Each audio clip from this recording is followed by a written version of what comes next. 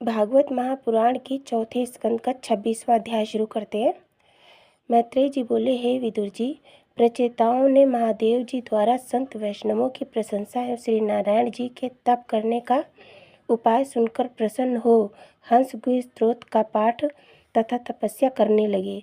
इस प्रकार तप करते हुए जब उन्हें 10,000 वर्ष व्यतीत हो गए, तब श्री नारायण जी ने प्रसन्न होकर उन्हें अपने दर्शन और वरदान देकर कृतार्थ किया।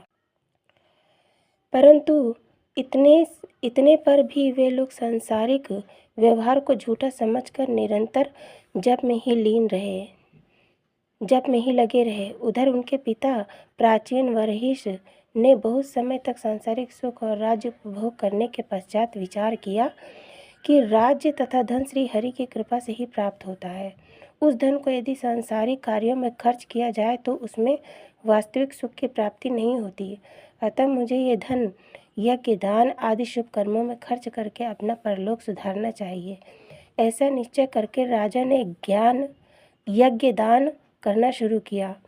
शास्त्रों के अनुसार जिन जिन आश्रमों पर यज्ञ करना उत्तम कहा गया था, वहाँ उसने यज्ञ किए, परंतु इतने पर भी उनके मन में वैराग्य की प्राप्ति न हो सकी।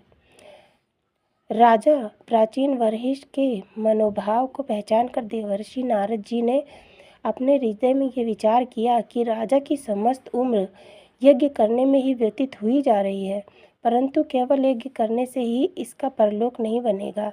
यह राजा धर्मात्मा पृथु के कुल में पैदा हुआ है, इसलिए ज्ञानोपदेश देकर भव सिंधु से पार उतार देना चाहिए। ऐसा निश्चय कर नारद जी राजा प्राचीन वरहिष के पास जा पहुँचे।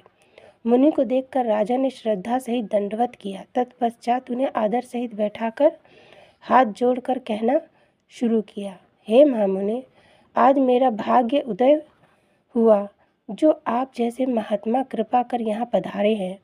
तब नारद जी मुस्कुराकर बोले, हे राजन, सत्य बात तो यह है कि तू अपने बड़े सौभाग्य से ही इस मनुष्य शरीर को प्राप्त कर भरतखंड का राजा हुआ।